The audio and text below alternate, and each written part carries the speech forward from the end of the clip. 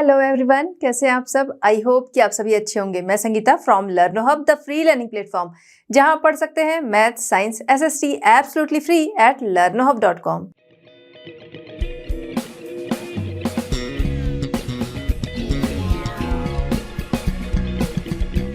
बच्चों, आज हम डिस्कस करेंगे आईसीएसई क्लास 10। टॉपिक हमारा है एग्रीकल्चर इन इंडिया थर्ड। यहाँ पर हम कैश क्रॉप्स के बारे में जानेंगे, जहां पर कैश क्रॉप्स का पार्ट 2 देखेंगे।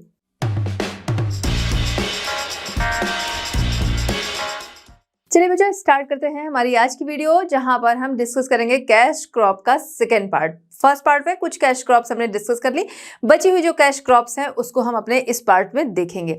तो स्टार्ट करते हैं कैश क्रॉप। यहाँ पर हम सबसे पहले बात करेंगे शुगर केन। शुगर केन जो कि हमारी खारिफ की क्रॉप है, ध्यान रखिएगा ये हमारी खारिफ क्रॉप है। इसीलिए देखिए, जब ठंडियां आ रही होती हैं उस समय मार्केट में हमें क्या है, जगह जगह पर बहुत ज़्यादा जैगरी जो है वो देखने को मिलता है। ठीक है, तो उसी दौरान ये क्या है, नया नया बन के मार्केट में आ रहा होता है। तो ये कौन सी है, यानी खारिफ क्रॉप है, क्योंकि वो मार्केट में हमें ठंडियों की शुरुआत में दिख रहा है। क्लियर है। चलिए, तो ये हमारी खरीफ क्रॉप है जो कि बहुत ही इंपॉर्टेंट हमारी कैश क्रॉप है, क्योंकि बहुत सारी कंट्रीज जो हैं वहाँ पर हमारे यहाँ से शुगर केन, या कह सकते हैं इसका जो अदर फॉर्म है शुगर हो गया, ये वहाँ अदर कंट्रीज को भेजा जाता है, या कह सकते हैं इसका एक्सपोर्ट किया जाता है। इंडोनेशिया जो कि हमसे बहुत बड़े लेवल पर शुगर लेता है। क्लियर है। तो चलिए, तो यहाँ पर फॉरेन अगर हम बात करें एक्सचेंज की, तो इसकी वजह से हमें काफ़ी फायदा होता है। नेक्स्ट है belongs to the bamboo family. आपको देखने से समझ में आ रहा होगा कि क्या है, बैम्बू टाइप का, इसीलिए ये कैसे किससे बिलोंग करता है, ये बैम्बू फैमिली के जो प्लांट्स होते हैं, ट्रीज होते हैं, उनसे ये बिलोंग करता है। मेन सोर्स इसका, मेन सोर्स ये है किसका, वो हम देखेंगे। तो देखिए, गुड़ जो है वो इसी से बनता है, गुड़, जैगरी जो भी कह लीजिए, खांडसारी हो गया, शुगर हो गया, ये सारी चीज़ें इसी से बनती है। Also use as fodder, fodder जो है उनके लिए भी इसका यूज जो है वो किया जाता है। क्लियर है। ये हमारी ट्रॉपिकल क्रॉप है जो कि खारिफ सीजन में ग्रो की जाती है। चलिए बात करते हैं शुगर केन के लिए सॉइल कैसी चाहिए होती है। देखिए, सॉइल की अगर हम बात करें तो सॉइल इसके लिए कैसी चाहिए, सॉइल में वेरिएशन यहाँ पर चलता है, यानी कई तरीके की सॉइल इसके लिए सही रहती है। लेकिन ज़रूरी क्या है, ज़रूरी ये है कि कुछ चीज़ें उसमें होनी चाहिए, जैसे मॉइस्चर हो गया, फास्फोरस वगैरह हो गया, नाइट्रोजन, ये सारी चीज़ों की मात्रा होनी चाहिए। अब हम बात करते हैं आइडल सॉइल इसके लिए कौन सी होती है। आइडल सॉइल इसके लिए कौन सी होती है, तो पहले हम बात करेंगे इंडो गैंगेटिक प्लेन्स की तरफ। तो इंडो गैंगेटिक प्लेन्स की जो एलुवियल क्लेई लोएम्स होती है, ये इसके लिए बेस्ट होती है, या फिर कह सकते हैं इसकी ग्रोथ के लिए आइडल सॉइल है। साउथ की तरफ अगर हम देखेंगे तो देखिए, ब्लैक सॉइल है, ब्राउन है, और साथ ही साथ रेडिश लोएम जो है वो इसके लिए बेस्ट है। अब बात करते हैं कि देखिए, सॉइल हमने देखा वेरिएशन यहाँ पर पाया जाता है। क्लियर है, मतलब कई तरह की सॉइल जो है उसमें इसको ग्रो किया जा सकता है, लेकिन ज़रूरी ये है कि उस सॉइल में मॉइस्चर होना चाहिए, पहली चीज़। ठीक है, soil can retain moisture, moisture को वो रिटेन कर सके, ये नहीं कि तुरंत वो क्या है, बहुत जल्दी वो ड्राई हो जा रही है, मॉइस्चर को वो रिटेन करे। दूसरा क्या है कि जो सॉइल है उसमें नाइट्रोजन, फास्फोरस एंड कैल्शियम, इनकी अच्छी खासी मात्रा होनी चाहिए। इसके अलावा एसिडिक और एल्काइन सॉइल जो है वो इसके लिए हार्मफुल होती है। बेसिकली क्या है, हम देखेंगे सभी प्लांट्स के लिए ये चीज़ जो है वो नुकसानदेह होती है लगभग। अच्छा, इसके अलावा क्या है कि ये जो गन्ने के पेड़ होते हैं, ये क्या करते हैं, मिट्टी की फर्टिलिटी जो है उसको बहुत तेज़ी से खींचते हैं। ठीक है, तो मतलब उसकी फर्टिलिटी को बहुत तेज़ी से ये कम करता है। इसलिए ज़रूरी है कि अगर हाई यील्ड चाहिए या फिर अच्छी उपज चाहिए, तो यहाँ पर ये ज़रूरी है कि अच्छी खासी मात्रा में फर्टिलाइजर्स हो गए, मैन्योर हो गए, इनका यूज़ किया जाए। क्लियर है। अब इनके लिए हम लैंड की बात करते हैं कि किस तरीके की टोपोग्राफी जो है वो बेस्ट होगी। तो ऐसे में देखा जाए, देखिए, एक तो प्लेन्स हो गए, ठीक है, एक आपके फ्लैट लेवल प्लेन्स हो गए, दूसरा क्या है, प्लेट्यू रीजन्स हो गए, ये इसके लिए बेटर है। क्यों, क्योंकि पहला तो इरिगेशन फैसिलिटीज़ जो है उनका मिलना, या फिर वो उनको विकसित करना, उनका डेवलपमेंट करना, वो इजी होता है। दूसरा, इन जगहों पे रोड मिल जाती है, ट्रांसपोर्टेशन मिल जाता है इजली, है ना। तो इसलिए ये इनके लिए ये रीजन्स जो है वो बेस्ट होते हैं। यही क्या है, कुछ जगह जैसे ये चीज़ें जब रेडी हो जाती हैं तो ट्रांसपोर्टेशन की बहुत ज़रूरत होती है, तो अच्छी रोड हो जहाँ पर सभी तरह की गाड़ियाँ जो है वो आ जा सके, वो बहुत ज़रूरी है। क्लियर है। तो इसलिए फ्लैट लेवल प्लेन्स जो है और साथ ही साथ प्लेट्यू रीजन्स जो है वो इसके लिए बेस्ट हैं। चलिए बात करते हैं शुगर केन के लिए क्लाइमेटिक रिक्वायरमेंट क्या चाहिए होती है। सबसे पहले यहाँ पर टेम्परेचर कैसा है, एवरेज टेम्परेचर इसका होता है 20 to 30 डिग्री सेंटीग्रेड। यहाँ पर बहुत ज़्यादा अगर टेम्परेचर जो है बढ़ रहा है, यानी कि बहुत गर्मी हो रही है या बहुत ज़्यादा सर्दी है, तो यानी कि टेम्परेचर बहुत हाई हो रहा है या बहुत लो हो रहा है, ये दोनों ही कंडीशन, साथ ही साथ ड्राई विंड्स जो हैं वो इसके लिए हार्मफुल होती हैं। शॉर्ट कूल, जब क्या है इसका हार्वेस्टिंग रैपिंग वाला टाइम होता है, उस दौरान short cool dry winter season जो है वो इसके लिए बेस्ट होता है। क्लियर है। इसके अलावा अगर बात करें, फ्रॉस्ट जो है वो इसके लिए बहुत नुकसानदेह होता है, इसीलिए मैक्सिमम देखा जाता है नॉर्थ की तरफ, ठीक है, कि इसको सर्दियों से पहले ही इसकी कटाई कर ली जाती है। चलिए बच्चों, तो बात करते हैं रेनफॉल कैसी चाहिए। रेनफॉल यहाँ पर चाहिए 75 सेंटीमीटर टू 120 सेंटीमीटर तक, लेकिन ये ध्यान रखना होगा कि इन खेतों में पानी नहीं लगना चाहिए, यानी कि वाटर लॉगिंग नहीं होनी चाहिए, पानी रुकना नहीं चाहिए। इसके अलावा देखें तो ये क्रॉप जो है ये कैसी है, ये लॉन्ग ड्यूरेशन वाली क्रॉप है, यानी कि ये लगभग अगर हम देखें कितना समय लेती है, 15 to 18 मंथ जो है वो ये ले लेती है।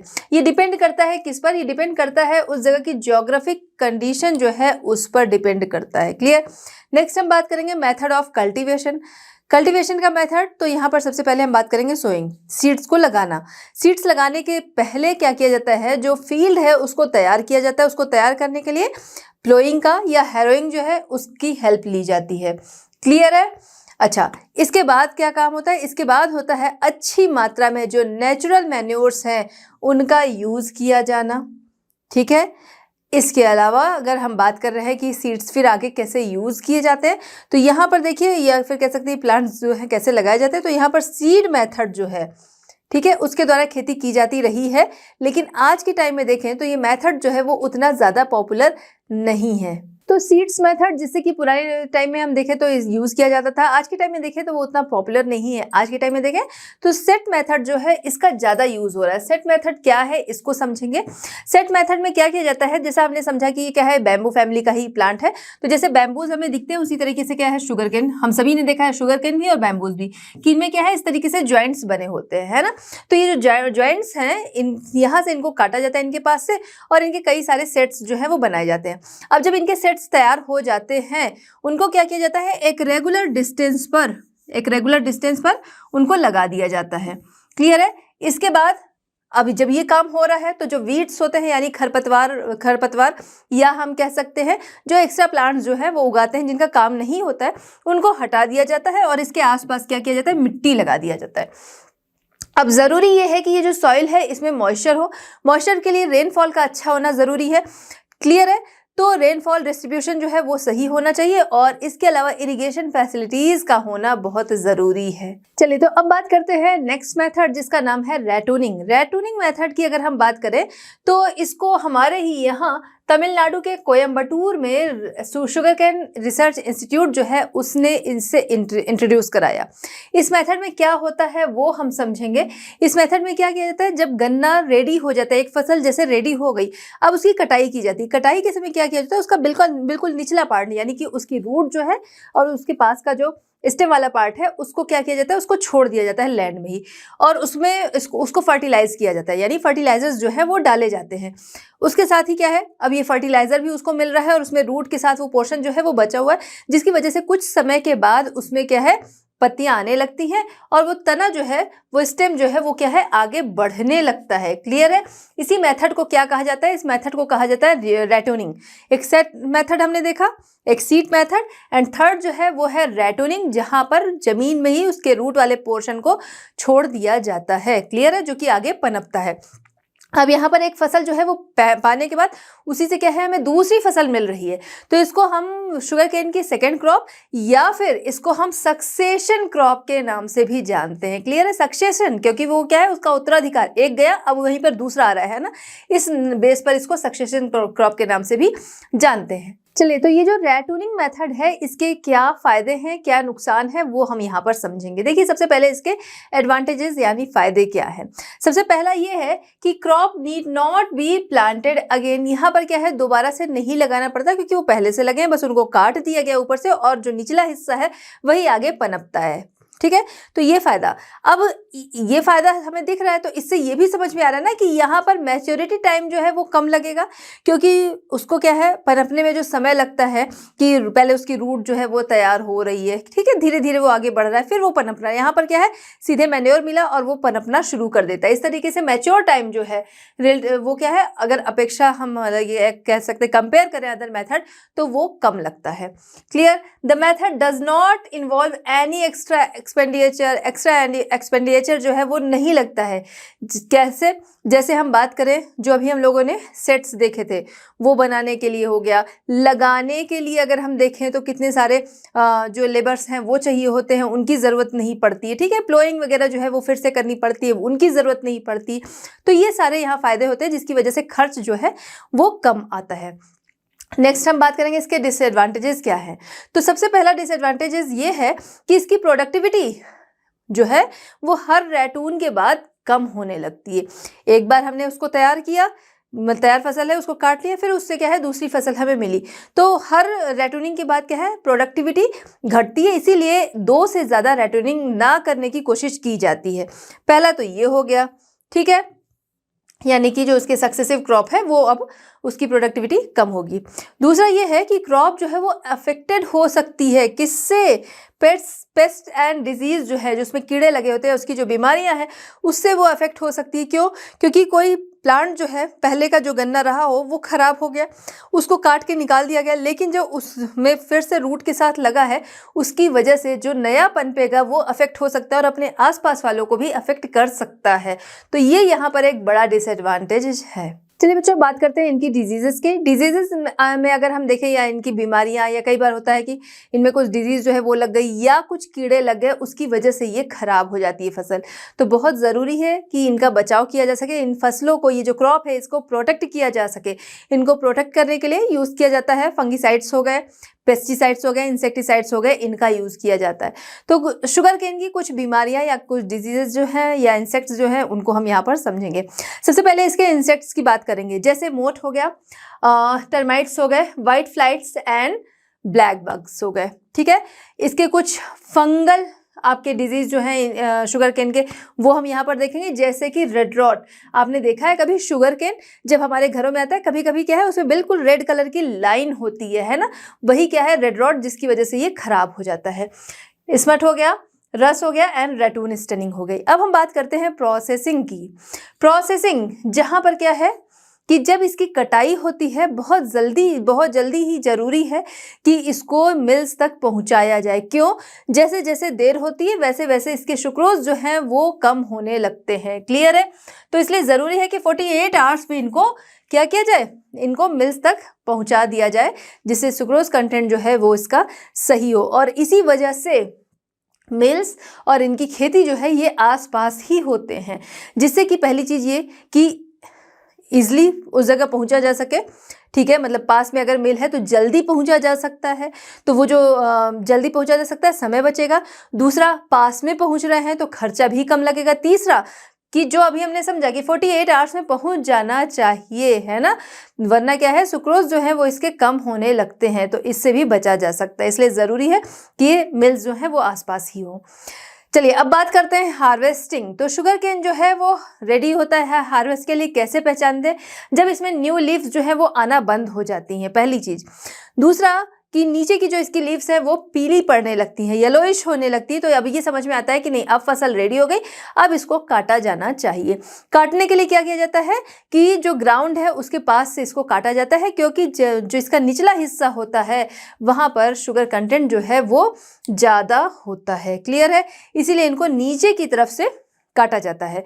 कोशिश ये की जाती है नॉर्थ की तरफ, क्योंकि विंटर्स उधर ज़्यादा हो जाते हैं, इसलिए कोशिश की जाती है कि विंटर्स आने से पहले पहले इसको काट लिया जाए। क्लियर है? चलिए, sugar cane is cut at the ground level as sugar cane should be harvested before the flowers appear. ठीक है, एक तो कोशिश ये की जाती है कि ठंडियों से पहले, दूसरा क्या है इनके जो फ्लावर्स हैं वो आने के पहले पहले इनको काट लिया जाए। तो जो पत्तियां भाई नई नहीं निकल रही हैं, इसके बाद क्या है फ्लावर्स जो है वही आने का प्रोसेस होता है, तो वो आने से पहले पहले इनको इनकी कटाई हो जाती है। चलिए बच्चों, बात करते हैं शुगर केन के एक मेन कैरेक्टरिस्टिक्स की, यानी उसकी विशेषताओं के बारे में। तो देखिए, इसका जूस जो है वो बहुत फायदेमंद होता है और इसके जूस का बहुत ज़्यादा यूज़ है। कैसे यूज़ है वो हम लोग यहाँ समझेंगे। पहले तो इसका जूस निकालते कैसे हैं, उसके लिए इसको क्रश करते हैं। हाथों से क्रश होता है? नहीं, इसको क्रश करने के लिए मशीनों का या फिर बुलक्स जो है उनका यूज़ किया जाता है, बैल के द्वारा। अगर गाँव में देखें तो ये प्रोसेस जो है वो वहाँ पर देखने को मिलता है। क्लियर है? बुलक्स हो गए या इलेक्ट्रॉनिक इक्विपमेंट जो होते हैं, इनका यूज़ करते हुए इनका जूस निकाला जाता है। आपने देखा होगा, जब आप कभी भी जूस की शॉप पर पहुंचते हैं जहां आप गन्ने का जूस पीते हैं, तो कैसे निकालते हैं? तो या तो वो हाथों से मशीन को चलाते हैं, एक तो मैनुअली होता है, दूसरा क्या है, मशीन चल रही होती है, उसकी आवाज़ आ रही होती है ना। तो ये दो तरीके से अगर हम देखें, जो रोड साइड पर हम लोग देखते हैं वहाँ पर वो जूस बेच रहे होते हैं, तो वहाँ पर इस तरीके से ये जूस निकाला जाता है। एक चीज़ और आपने गौर की होगी, जब भी आप वहाँ पर जाते हैं तो ये जूस जो है वो निकाल कर रखा नहीं होता पहले से, वो सिर्फ उतना ही निकाला जाता है जितने की ज़रूरत होती है। क्यों? क्योंकि अगर इसको निकाल के रख दिया जाएगा तो इसका कलर, इसका टेक्सचर, इसका टेस्ट, ये सारी चीज़ें चेंज हो जाएंगी। और यही काम होता है मिल्स में भी, कि जब ये जूस इसका निकाला जाता है उसके बाद जल्दी से जल्दी इसको क्या किया जाता है, बॉयल किया जाता है। क्लियर है? क्यों? क्योंकि जैसा अभी हमने समझा, इसका कलर, टेक्सचर, टेस्ट, ये सारी चीज़ें जो है वो चेंज होने लगती हैं, इसी वजह से तुरंत इसको बॉयल किया जाता है। इसकी जो इम्प्योरिटीज़ हैं उनको रिमूव करने के लिए लाइम का यूज़ किया जाता है, यानी चूना, है ना। नेक्स्ट हम आते हैं इसके यूजेस में देखें तो 50% लगभग जो है वो यूज़ हो जाता है कहाँ, गुड़ या जैगरी बनाने में, ठीक है। और 30% जो है उससे क्या है, शुगर बनाने का काम लिया जाता है। इसके अलावा कुछ पार्ट इसका जो है वो खांडसारी बनाने के लिए भी यूज़ होता है। खांडसारी जिसको हम देखें तो नॉर्थ की तरफ इसका यूज़ ज़्यादा होता है। Sugar cane juice is popular as a drink during summer, और इसीलिए देखिए कहा जाता है कि कोल्ड ड्रिंक्स हमको बहुत अच्छी लगती हैं, है ना, बट वो कोल्ड ड्रिंक्स जो है वो हमारे शरीर को सिर्फ और सिर्फ नुकसान पहुंचाती है, वो कहीं से भी हमारे लिए कह सकते हैं अच्छी नहीं है, ठीक है। वहीं दूसरी तरफ अगर हम बात करें शुगर केन जो है इसका जूस, तो वो हमारे लिए क्या है, फायदेमंद होता है, इसीलिए गर्मियों में ज़्यादा से ज़्यादा इसका यूज़ किया जाना चाहिए। चलिए बच्चों, तो अब बात करते हैं एरिया एंड स्टेट्स की। तो यहाँ पर अगर हम देखें तो वर्ल्ड के सबसे ज़्यादा एरिया में शुगर केन हमारे यहाँ ग्रो किया जाता है, लेकिन प्रोडक्शन की बात अगर हम करें तो ब्राज़ील के बाद सेकंड नंबर पर हम आते हैं, यानी वर्ल्ड की सेकंड लार्जेस्ट कंट्री है हमारी शुगर केन प्रोडक्शन के मामले में। अब किन रीजन्स में इनको ग्रो किया जाता है वो समझेंगे। तो यहाँ पर 3 तरीके की बेल्ट पाई जाती है इसको ग्रो करने के मामले में, ठीक है। 3 distinct belts of sugar cane cultivation are, कौन सी आती है? फर्स्ट जो आती है गंगा सतलज बेल्ट आती है, जो कि कहाँ पर आती है, आपकी पंजाब से बिहार तक, ठीक है। इधर हम देखेंगे पंजाब से बिहार तक वाली ये जो बेल्ट आ रही है, ये पूरा जो है लगभग 50% जितना प्रोडक्शन होता है उसका 50% जो है वो इसी बेल्ट से आता है। क्लियर है? नेक्स्ट दूसरा जो है बेल्ट वो है साउथ की तरफ, जहां पर black soil belt from Maharashtra to Tamil Nadu, ठीक है, महाराष्ट्र से तमिलनाडु अलोंग द, कहाँ पर, आपका वेस्टर्न घाट का ईस्टर्न स्लोप जो है, ठीक है, वेस्टर्न घाट का ईस्टर्न स्लोप जो है ये वाला रीजन, यहाँ पर इसको ग्रो किया जाता है। नेक्स्ट जो आपकी बेल्ट आती है थर्ड, वो है आपका coastal Andhra Pradesh and Krishna valley, ठीक है। इधर आंध्र प्रदेश एंड कृष्णा वैली जो है ये आपका कोस्टल रीजन आता है जहाँ पर शुगर केन ग्रो किया जाता है। चलिए, तो अब बात करते हैं बेल्ट्स के बाद अब हम आते हैं स्टेट पर। देखिए उत्तर प्रदेश जो है उसको उत्तर प्रदेश देखा जाए तो सबसे ज़्यादा हमारे यहाँ का शुगर केन प्रोड्यूस करता है, ठीक है। सबसे ज़्यादा शुगर केन कहाँ प्रोड्यूस होता है हमारे देश में? उत्तर प्रदेश में। देखा जाए तो कौन से इसमें डिस्ट्रिक्ट आते हैं या कौन से ज़िले आते हैं, तो आपका जैसे सहारनपुर है, बुलंदशहर है, मेरठ, गाजियाबाद, ये वाला रीजन जो है यहाँ पर ज़्यादा प्रोड्यूस किया जाता है। इसके अलावा अदर स्टेट्स अगर हम देखें तो देखिए पंजाब है, बिहार है, हरियाणा है, ये अदर स्टेट्स हैं जो कि प्रोड्यूस करते हैं। जैसा हमने देखा कि नॉर्थ की तरफ, नॉर्थ बेल्ट में क्या है, ये स्टेट्स लगभग यहाँ से अगर नॉर्थ से हम देखें तो 50% जो है यहाँ प्रोड्यूस होता है। अब हम आते हैं पेनिनसुलर इंडिया की तरफ। पेनिनसुलर इंडिया की तरफ देखें, महाराष्ट्र हो गया, कर्नाटका है, तमिलनाडु है, तेलंगाना है, आंध्र प्रदेश है, ये वो स्टेट्स हैं ये जो कि इसको प्रोड्यूस करते हैं, ठीक है। अब हम देखते हैं कि नॉर्थ की तरफ ये इसका प्रोडक्शन जो है वो कैसे होता है या क्यों होता है वो समझेंगे। तो sugar cane cultivation in north में देखा जाए तो पहली चीज़ की नदर्न प्लेन्स हैं, क्लियर है। नदर्न प्लेन्स ऑफ इंडिया, जहां पर टेम्परेचर कैसा है, टेम्परेचर इसके अकॉर्डिंग है, यहाँ पर अगर हम देखें तो 20 to 30 डिग्री सेंटीग्रेड तक। क्लियर है। अब इसके अलावा पहले तो टेम्परेचर देखा, अब रेनफॉल की बात करें, सफिशिएंट रेनफॉल मिल जाती है, जिसका रीजन सफिशिएंट रेनफॉल यानी कि 120 to 150 सेंटीमीटर तक रेनफॉल यहाँ पर मिल जाती है।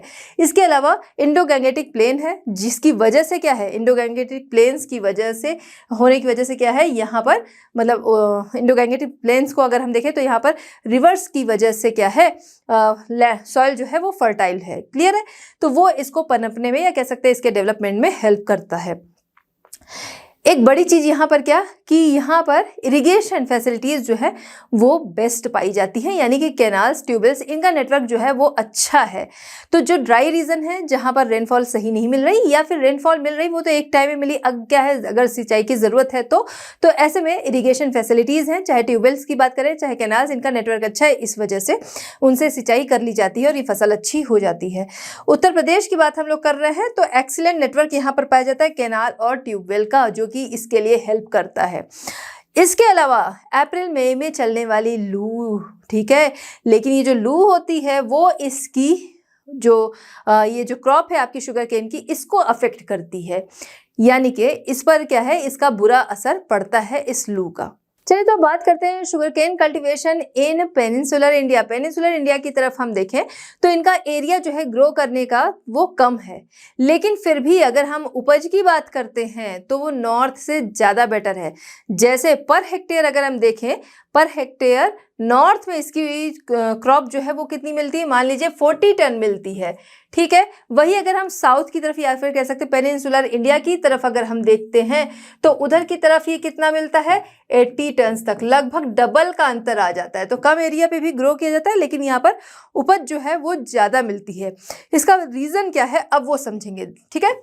इसका रीज़न पहला तो साउथ में हम देखें टेम्परेचर कैसा होता है, टेम्परेचर वहाँ का अगर हम देखें या क्लाइमेटिक कंडीशन है ना, जहाँ पर टेम्परेचर, रेनफॉल, ये सारी चीज़ें समझेंगे। तो क्लाइमेटिक कंडीशन जो है वो इसके लिए आइडल है, जहाँ पर एक तो ये कि ड्यूरिंग समर जो वहाँ पर क्या है, लू जो है वो उसको नुकसान पहुँचाती है, यहाँ पर लू नहीं चलती है ना। क्या होता है, टेम्परेचर यहाँ का बैलेंस रहता है, बहुत गर्मी नहीं है, बहुत ठंडी नहीं है। जैसे नॉर्थ की तरफ हम देखें ठंडियाँ जो है बहुत ज़्यादा पड़ती हैं, विंटर्स ज़्यादा होते हैं। ठीक है। और यही हम साउथ की तरफ देखें, इधर क्या है, इधर विंटर्स ज़्यादा नहीं होते हैं, जो कि इसको ग्रो करने में हेल्प करते हैं। दूसरा ब्लैक लावा सॉइल जो है, ठीक है, जिसमें हाई फर्टिलिटी एंड रिटेंटिविटी, ठीक है, उस पानी को रिटेन करने वाली जो कह सकते हैं कैपेसिटी होती है वो ज़्यादा होती है, जो इस क्रॉप के लिए बेनिफिशियल होती है। क्लियर है। बेटर मेथड यहाँ पर क्या है, बेटर मेथड का यूज़ करना। इसके अलावा मैन्योर्स, फर्टिलाइजर्स का यूज़, जो कि साउथ में इसके कल्टीवेशन को काफ़ी हेल्प करता है। चलिए बच्चों अब बात करते हैं problems of sugar cane cultivation. Sugar cane cultivation की प्रॉब्लम्स क्या हैं। तो सबसे पहला कि ये क्या करता है, सॉइल को की फर्टिलिटी जो है उसको एग्जॉस्ट करता है, तो इसलिए ज़रूरी है मैन्योर और पानी का यूज़ किया जाना। ठीक है, जो कि इसको हेल्प करते हैं आगे बढ़ने में। ठीक है। तो क्या है इसकी प्रॉब्लम, सॉइल एग्जॉस्टेशन। नेक्स्ट क्या है, मिल्स का दूर होना। मिल्स के दूर होने से क्या होता है, एक तो चीज़ जो है वो खराब होती है, दूसरा क्या है, ट्रांसपोर्टेशन में प्रॉब्लम आती है। ठीक है। नेक्स्ट क्या है, हाई कॉस्ट ऑफ प्रोडक्शन। इसके प्रोडक्शन में कॉस्ट जो है वो बहुत ज़्यादा आती है। प्राइस जो है, quantity price are fixed on quantity, तो क्वांटिटी के प्राइस जो है वो फिक्स है, बट क्वालिटी जो है वो फिक्स नहीं होती है। क्लियर है। तो ये भी एक बड़ी प्रॉब्लम है। चलिए तो अब हम आते हैं बेवरेजेस। ये भी क्या है, ये भी हमारी कैश क्रॉप्स है, जो कि जिसमें क्या है, हमारे पेय पदार्थ वाली कैश क्रॉप है। क्लियर है। तो यहाँ पर हम सबसे पहले बात करेंगे टी। तो हम आते हैं टी पर। टी अगर देखा जाए तो हमारे यहाँ बहुत ज़्यादा यूज़ की जाती है, और देखा जाए तो हमारे यहाँ का बहुत ही इम्पॉर्टेंट बेवरेज क्रॉप है, या फिर कह सकते हैं एक पेय पदार्थ है। कितने सारे लोग जो हैं उनकी मॉर्निंग जो है वो इसी से ही होती है। लेकिन अगर हम इसकी शुरुआत की बात करें, इसकी शुरुआत यहाँ नहीं हुई थी, वो चाइना में हुई थी। अगर हम टी की खोज के बारे में हम लोग बात करें कि कहाँ से इसके बारे में पता चला, तो इसके बारे में पता चलता है चाइना से। वहाँ पर क्या था कि कभी कोई गर्म पानी ऐसे रखा होगा जिसमें कोई लीफ जो थी वो उसकी टूटकर गिरने से हल्का सा कलर जो था वो चेंज हुआ, स्मेल चेंज हुई, टेस्ट चेंज हुआ, और उसके बाद धीरे धीरे इसको यूज़ किया जाने लगा एज अ मेडिसिन। फिर आगे हम देखते हैं शौकिया तौर पर फिर इसको पिया जाने लगा। अब इसके बाद धीरे धीरे डेवलप होता है, फिर आगे इसमें दूध का यूज़ होने लगा, जैसे कि आज के टाइम में हमारे यहाँ चाय बनती है। और इसके अलावा अगर हम देखें डेवलप होता गया, फिर मसाला चाय, ये वो सारी चीज़ें आ गई। बट इसकी शुरुआत जो थी वो कहाँ से हुई थी? चाइना में हुई थी। इसके बाद हमारे यहाँ अगर देखें इसकी शुरुआत कहाँ से हुई थी, तो 1823 में, चूँकि उस समय क्या था, यहाँ जो ब्रिटिश थे उनका राज था, तो 1823 में ब्रिटिश मेजर रॉबर्ट ब्रूस जो थे, इनके द्वारा रिपोर्ट किया गया आसाम हिल्स की तरफ, ठीक है, अपर आसाम के हिल स्लोप जो है वहाँ पर रिपोर्ट किया गया कि भाई वहाँ पर बहुत सारी टी बुशेज़ हैं। अब जब उनके द्वारा रिपोर्ट किया गया, इसके बाद 1839 में यहाँ पर स्टार्ट होता है इसके प्लांटेशन का, किसके द्वारा? इन्हीं ब्रिटिश के द्वारा ही, ठीक है। तो ब्रह्मपुत्रा वैली जो है यहाँ पर सेटअप किया जाता है टी प्लांटेशन। फिर इसके बाद धीरे धीरे प्लांटेशन का एरिया जो है वो बढ़ता जाता है। तो स्टार्टिंग में अगर देखा जाए तो ये कहाँ पर, सिर्फ असम, अपर आसाम हिल्स जो थी वहाँ पर, धीरे धीरे फिर लोअर आसाम हो गए, फिर दार्जिलिंग हो गया, इन जगहों पर ये प्लांटेशन जो थे वो डेवलप किए जाने लगे।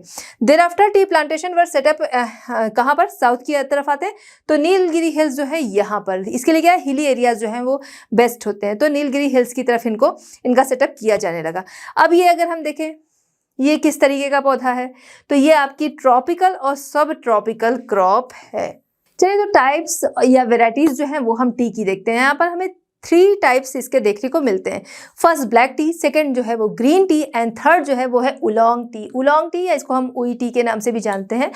तो देखिए, ब्लैक टी जो हमारे यहाँ हमेशा से यूज़ होती आ रही है, ठीक है, कुछ इसको जो है ब्लैक फॉर्म में ही पीते हैं, और कुछ देखा जाए तो मोस्टली जो है वो मिल्क डालकर उसका फिर जो कलर आता है उसका उस वाली टी का यूज़ करते हैं ना, मिल्क डालकर, या ब्लैक ही जो है कभी लेमन के साथ ले लिया, उस तरीके से यूज़ किया जाता है।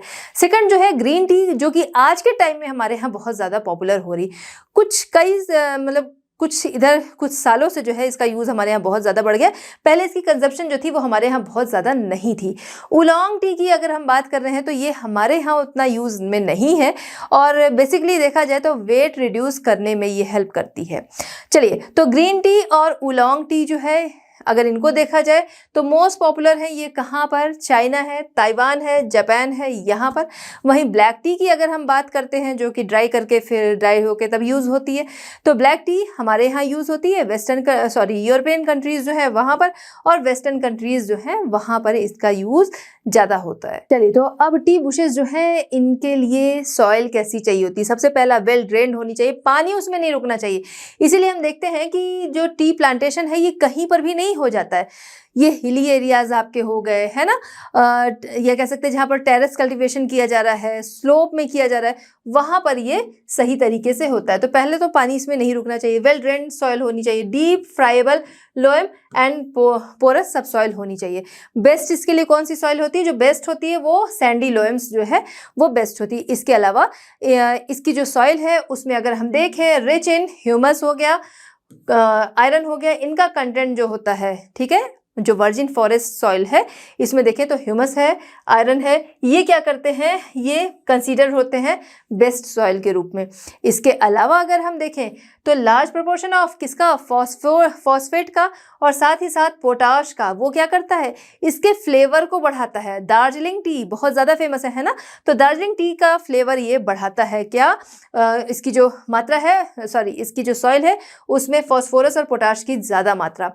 इसके अलावा अगर हम बात करें नाइट्रोजनस फर्टिलाइज़र, जैसे कि अमोनियम सल्फेट जो है वो इसमें ऐड किया जाता है, जो इसके लिए बेस्ट होता है। रेगुलर टिलिंग ज़रूरी है, किसके लिए? वीड्स के लिए। रेगुलर टिलिंग के जरिए क्या किया जाता है? जो वीड्स हैं इनको रिमूव किया जाता है। वीड्स देखिए हर फसल से हटाया जाता है ना, क्योंकि ये फसलों को नुकसान पहुंचाता है। साथ ही साथ जो ज़मीन की फर्टिलिटी है तो वो क्या है, वो फिर इस तरीके से बढ़ जाती है, इसलिए वीड्स जो है वो हर जगह से हटाना ज़रूरी होता है। T best grown in on hill slope जो है यहाँ पर। इसके अलावा अगर देखा जाए तो अलग अलग जो हमारे एल्टीट्यूड्स हैं 600 to आपका 1500 मीटर तक इनको ग्रो किया जा सकता है। अगर क्या है वो पहला तो वेल ड्रेन्ड है, ठीक है, वैली में भी यहाँ तक कि वैली जो होती हैं अगर क्या है वो वेल ड्रेन्ड है, पानी नहीं रोक रही हैं, तो ऐसे में भी क्या है वैलीज जो हैं वहाँ पर इनको ग्रो किया जाता है। चलिए तो अब बात करते हैं क्लाइमेटिक रिक्वायरमेंट, जहां पर पहले हम बात करेंगे टेम्परेचर, फिर आते हैं रेनफॉल। टेम्परेचर इसके लिए क्या चाहिए, आइडल टेम्परेचर इसका होता है 13 degree to 35 degree, below 10 degree, या फिर हम देखते हैं 35 डिग्री से ज़्यादा जो टेम्परेचर होता है वो इसके लिए हार्मफुल होता है।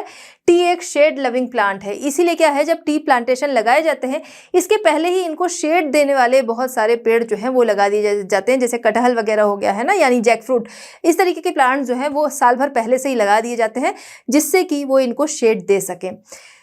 फ्रॉस्ट जो है वो इसके लिए हार्मफुल होता है। अब हम आते हैं रेनफॉल। रेनफॉल की बात करें तो टी बुशेस जो है रिक्वायर करती हैं कितना रेनफॉल, 150 टू 250 सेंटीमीटर तक, क्लियर है, एनुअल रेनफॉल। इसके अलावा क्या है, ड्राई स्पेल, लंबे समय तक सूखा रहना, वो इसके लिए हार्मफुल होता है। इसके फेवर में क्या होता है, high humidity, heavy due and morning fog जो है वो इसके लिए क्या है फेवर में होता है। चलिए बात करते हैं मेथड ऑफ कल्टीवेशन, जहां पर सोइंग मेथड हम देखेंगे। सोइंग मेथड में दो तरीके हमको देखने को मिलेंगे। फर्स्ट हम यहाँ पर बात करेंगे ट्रांसप्लांटेशन। ट्रांसप्लांटेशन जहां पर क्या है जो हिली स्लोप्स हैं ये कहाँ पर किया जाता है, कह सकते हैं इनका ट्रांसप्लांटेशन, तो जो क्लियर हिली स्लोप्स हैं वहाँ पर इनका ट्रांसप्लांटेशन किया जाता है, पहली चीज़। दूसरी चीज़, इनके ट्रांसप्लांटेशन से समझ में आ रहा है ना, कहीं और से लाकर पौधों को लगाना, तो इसके लिए क्या किया जाता है, सबसे पहली चीज़ जर्मिनेशन बेड्स होते हैं जहाँ पर सीड्स डाल दिए जाते हैं। इसके आफ्टर 9 मंथ, इसके पहले तक क्या किया जाता है, जिस जगह जिस प्लांटेशन गार्डन में लगाया जाना है वहाँ पर पहले से ही प्लांट्स लगा दिए जाते हैं जो आगे उनको शेड देंगे, क्लियर है, तो उस तरीके के प्लांट्स लग जाते हैं। दूसरी तरफ क्या है, जर्मिनेशन बेड्स जो है यहाँ पर सीड डाल दिए जाते हैं। आफ्टर 9 मंथ यहाँ से प्लांट्स जो है वो निकाले जाते हैं और जो आगे ट्रांसप्लांटेशन गार्डन है वहाँ पर इनको लगा दिया जाता है, क्लियर है। गार्डन इज ऑलरेडी वीडेड है, जिसकी वजह से क्या है ये जो प्लांट्स अब लगाए जाते हैं, चूंकि शेडेड ट्रीज जो है जो मतलब इनको छाया देंगे, शेड ट्रीज वो पहले से लगे हुए हैं, वीड्स हट गए हैं, तो इस तरीके से बिना किसी रुकावट के ये प्लांट जो है वो आगे बढ़ते हैं। चलिए तो अब बात करते हैं हम यहाँ पर क्लोन प्लांटिंग। क्लोन प्लांटिंग क्या होती है, देखिए यहाँ पर क्या है, जो मदर प्लांट्स होते हैं यानी कि हाई यील्डिंग मदर प्लांट, जो कि अच्छी उपज वाले मदर प्लांट्स होते हैं, तो ऐसे में सीड्स का यूज़ ना करके इन्हीं मदर प्लांट्स का यूज़ किया जाता है। जहाँ पर ये जो मदर प्लांट्स होते हैं इनकी स्मॉल कटिंग की जाती है और इन स्मॉल कटिंग्स को लगाया जाता है कहाँ, नर्सरीज में लगाया जाता है। अब यहाँ पर वही जैसे हमने देखा था शुगर केन को कि वो जो जड़ों के साथ छोड़ दिया जाता था और वो ग्रो करता है तो थोड़ा सा वो मैच्योरिटी टाइम कम लेता है, उसी तरीके से ये भी क्या है, ये भी मैच्योरिटी टाइम कम लेगा। जैसे आपने देखा है रोज है, हिबिस्कस है, ये सब क्या करते हैं हम लोग, स्टेम जो है इसकी लाते हैं और उसी से लगाते हैं और ये लग जाता है। और इस तरीके के बहुत सारे ऐसे प्लांट्स हैं जो हम डायरेक्ट स्टेम जो है लाते हैं और वो लग जाते हैं। उसी तरीके से यहाँ पर भी किया जाता है, मदर प्लांट्स की छोटी कटिंग जो है वो निकाली जाती है, नर्सरीज में लगाया जाता है और इनका टाइम पीरियड जो होता है उसके बाद हम देखते हैं कि प्लांटेशन गार्डन जो है वहां पर इनको लगाया जाता है, क्लियर है। तो इसीलिए इनको क्या है, क्लोन प्लांटेशन के नाम से जानते हैं, जहां पर मैन्योर और फर्टिलाइजर्स का यूज किया जाता है, जिसके लिए ग्रीन मैन्योर का यूज होता है, ऑयल केक्स का यूज होता है। हार्वेस्टिंग की बात अब हम करते हैं। हार्वेस्टिंग, जहां इसकी हार्वेस्टिंग कैसे की जाती है, आपने देखा है जो टी बागान होते हैं या टी प्लांटेशन होते हैं वहां पर विमेन होती है जनरली, है ना, और उसकी लीव जो है ऊपर से वो निकालती जाती हैं, क्लियर है, क्योंकि वो बहुत सॉफ्ट होती हैं और उसका ऊपर का हिस्सा वो बस निकालते जाती हैं। तो इस तरीके से इनको हार्वेस्ट किया जाता है, plucking of tea leaves, clear है। अब बात करते हैं प्रूनिंग। प्रूनिंग क्या है, इसकी छटाई, तो वो बहुत ज़रूरी है। प्रूनिंग क्यों ज़रूरी है, उसके 2 रीज़न आगे हम देखेंगे। चलिए तो अब हम जानते हैं ये कौन से 2 रीज़न हैं जिसकी वजह से प्रूनिंग जो है वो ज़रूरी होती है। सबसे पहला, प्रूनिंग की वजह से यानी जो छटाई होती है इसकी वजह से लेटरल ब्रांचेस जो हैं वो तेज़ी से डेवलप होती हैं। सबसे पहला रीज़न ये है, ठीक है। कैसे डेवलप होती हैं? आपने अपने घरों में तुलसी देखा होगा या कोई फ्लावर्स वाले प्लांट्स आपने देखे होंगे, ठीक है। तुलसी की मंजरी जब हम हटाते हैं या फिर फ्लावर्स जो है वो हम तोड़ते हैं, चाहे भगवान को डेवोट करने के लिए या अपनी खुशी के लिए हमने तोड़ लिया, क्लियर है। तो ऐसे क्या है, वो प्लांट जो है वो सीधे चल रहे होते हैं, उसमें क्या है लेटरल ब्रांचेस जो है वो कम हमें देखने को मिलती हैं। यही जब हम क्या है इनकी प्रूनिंग करते हैं, जैसे ये ब्रांचेस निकली हैं, अब क्या है अगर हम इनको यहाँ से छटाई कर दिया हमने, किसी भी वजह से मंजरी तोड़ रहे हैं या फ्लावर्स जो है वो तोड़ रहे हैं, तब क्या होगा इसके आसपास से और ब्रांचेस जो है वो निकल जाएंगी। इधर से हमने तोड़ा, यहाँ से भी और ब्रांचेस, तो कहाँ तो हमें 3 ब्रांच मिल रही थी, इसकी वजह से क्या है हमें और ब्रांच मिल रही है ना। तो इस तरीके से लेटरल ब्रांचेस जो हैं उनको डेवलप होने में हेल्प मिलती है।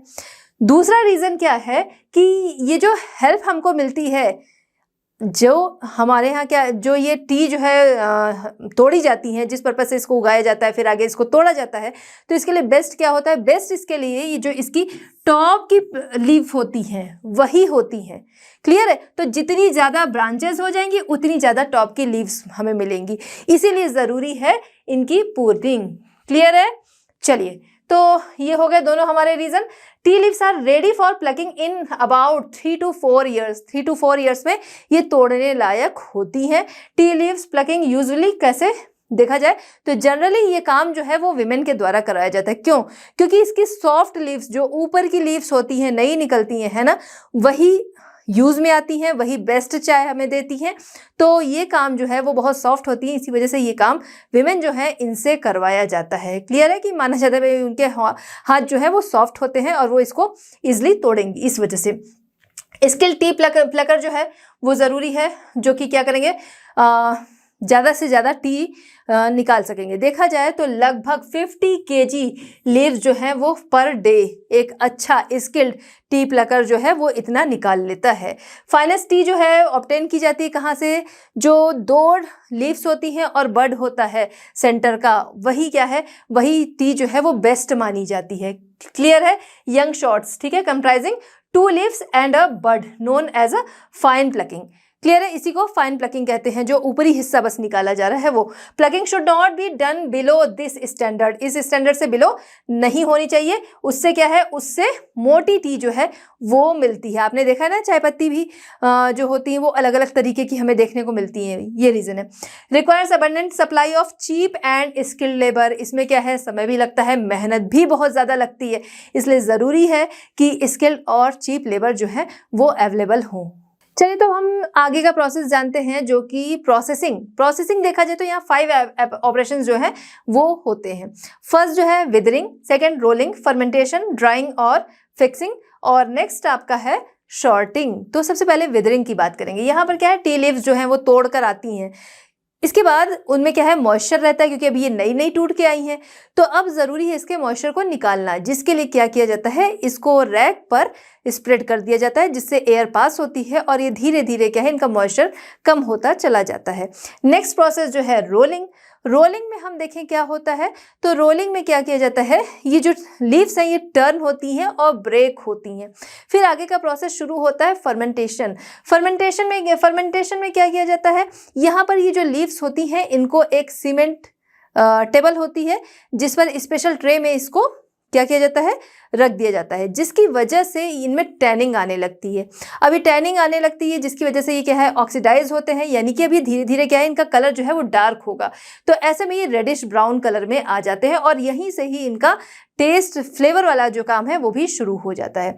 ड्राइंग और फिक्सिंग की बात हम लोग करें तो यहाँ पर बहुत हाई टेम्परेचर वाले अवन, ठीक है, कन्वेयर बेल्ट पर इनको रखा जाता है और उस कन्वेयर बेल्ट के जरिए इनको बहुत हाई टेम्परेचर वाले अवन से इनको गुजारा जाता है।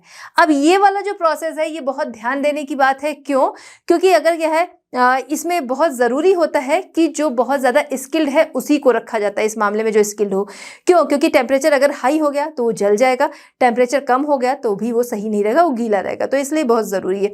फिर शुरू होता है शॉर्टिंग का काम। शॉर्टिंग जहाँ पर क्या है, अलग अलग साइज़ की ये मिलती हैं, ठीक है। अब यहाँ पर इनके शॉर्टिंग का काम होता है, यानी अब इनको छानने का काम होता है, जहाँ पर इनके साइज़ के बेस पर इनको आगे इनकी अलग अलग ब्रांडिंग की जाती है। चलिए बात करते हैं ब्लेंडिंग की।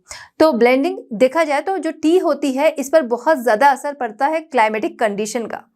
इसकी वजह से ही देखा जाए तो इसका फ्लेवर, कलर, टेक्सचर ये सारी चीज़ें चेंज होती हैं, चाहे हम बात करें जब ये प्लांटेशन में लगी हुई है या इसके आगे के जो हम लोगों ने अभी स्टेप्स देखे पांचों, चाहे उस प्रोसेस की बात करें। तो ऐसे में क्लाइमेटिक कंडीशन जो है बहुत ही इंपॉर्टेंट रोल प्ले करती हैं और उसी के बेस पर इसका कलर, टेक्सचर, ये सारी चीज़ें, फ्लेवर, ये सारी चीज़ें चेंज होती हैं और इसी के बेस पर, फ्लेवर, कलर एंड टेक्सचर के बेस पर ही जो टी प्लांटर होते हैं इनका अपना अलग अलग ब्रांड्स से ये कस्टमर तक इसको पहुंचाते हैं। इसके बेस पर देखिए, आप देखेंगे जो हम लोग के घरों में चाय की पत्ती आती है ना, चाय पत्ती जिसको हम लोग बोलते हैं, तो वो कैसी है, देखने में एक ही जैसी होगी। कुछ होती हैं थोड़ा मोटी होती हैं, कुछ होती हैं बहुत बारीक होती हैं, उनके जो टेस्ट होते हैं वो भी अलग होते हैं, कलर भी अलग देखने को मिलते हैं, टेक्सचर भी अलग देखने को मिलते हैं, है ना। वो सारा कुछ इसी वजह से होता है और इसी के बेस पर लोग जो है अपने ब्रांड्स बनाते हैं। अब हम बात करते हैं पैकिंग, जो कि बहुत ज़रूरी है। एक तो देखिए पैकिंग जो है अट्रैक्टिव होनी चाहिए, दूसरा क्या है, सबसे पहली चीज़ की मतलब फर्स्ट तो यही है कि उस चीज़ को वो सेफ रखे, है ना। तो इस तरीके की पैकिंग हो जो कि जो आपका जो भी प्रोडक्ट है उसको सेफ रखे। तो इसी वजह से इसकी पैकिंग जो है वो देखा जाए तो जो वुड केस होते हैं उसमें, या फिर हम बात कर सकते हैं एल्यूमिनियम फॉइल पेपर जो होते हैं उनमें इनको पैक किया जाता है, जिसकी वजह से पहला तो ये कि ये फ्रेश रहे, दूसरा इनका फ्लेवर जो है वो रिटेन रहे, इनका फ्लेवर ना बिगड़ने पाए, ठीक है। तो इस तरीके से इनकी पैकिंग की जाती है और आज के टाइम में देखा जाए इसका इतना ज़्यादा यूज़ है और जिसकी वजह से नई नई चीज़ें जो है वो आ रही हैं, जैसे रेडीमेड टी हो गई, आइस टी हो गई, टी बैग्स हो गए, है ना। ये सारी चीज़ें जो है आज मार्केट में काफ़ी ज़्यादा आ गई हैं। चलिए बात करते हैं टी प्लांटेशन की प्रॉब्लम्स के बारे में। तो देखिए, many tea gardens have been closed. किस वजह से? बहुत सारे कारण हैं जिसकी वजह से आज के टाइम में बहुत सारे टी गार्डन्स जो हैं वो क्लोज हो गए हैं। सबसे पहला, decline in T price. T price जो है उनका कम होते जाना, क्योंकि भाई प्रॉफिट के लिए इंसान काम कर रहा है। अब अगर प्राइस जो है वो गिरते जा रहे हैं, उनको प्रॉफिट नहीं हो रहा है, इस वजह से वो बंद हो रहा है। दूसरा, less production of tea due to power problem हो गई मान लीजिए, या लेबर प्रॉब्लम्स हो गई, लेबर जो है वो नहीं मिल रहे हैं, स्किल्ड नहीं मिल रहे हैं, चीप नहीं मिल रहे हैं, जो मात्रा में चाहिए वो नहीं मिल रहे हैं, इस वजह से। या फाइनेंस क्राइसिस हो गई, ये भी एक बड़ा रीज़न है जिसकी वजह से बहुत सारे आज के टाइम में टी गार्डन जो है वो बंद हो रहे हैं। क्लियर है? या कम होते जा रहे हैं। लेबर डिमांड जो है, reduction in number of labours. तो यहाँ पर क्या है, जो डिमांड है उसकी अपेक्षा लेबर जो है वो कम पड़ते जा रहे हैं, ये हो गया। सिक इंडस्ट्री, जहाँ पर क्या है, मैनेजमेंट जो है वो सही तरीके से नहीं है, इंफ्रास्ट्रक्चर जो है वो सही तरीके से नहीं हो रहा है, ठीक है। तो उसको क्या कहेंगे? उसको कहेंगे सिक इंडस्ट्रीज। तो ये चीज़ जो है वो काफ़ी ज़्यादा डेवलप हो रही है इस वजह से। नो प्रॉपर स्टोरेज, उनको रखने का सही तरीका कह सकते हैं, स्टोरेज नहीं है, प्रॉपर स्टोरेज नहीं है, जिसकी वजह से क्या है, नुकसान हो जाता है, चीज़ें खराब हो जाती हैं। तो इस वजह से भी टी प्लांटेशन जो टी गार्डन जो है वो क्लोज होते जा रहे हैं। पेस्ट प्रॉब्लम, कई बार क्या है, जो बग्स हैं ये सभी क्या है, या अदर जो इंसेक्ट्स हैं वो इसको नुकसान पहुंचाते हैं। तो इस वजह से ये भी एक बड़ी प्रॉब्लम है यहाँ पर। चलिए तो बात करते हैं एरिया एंड स्टेट्स। तो यहाँ पर हम देखेंगे दो मेन एरियाज जिनको हम टी प्रोडक्शन के मामले में इंडिया में जानते हैं।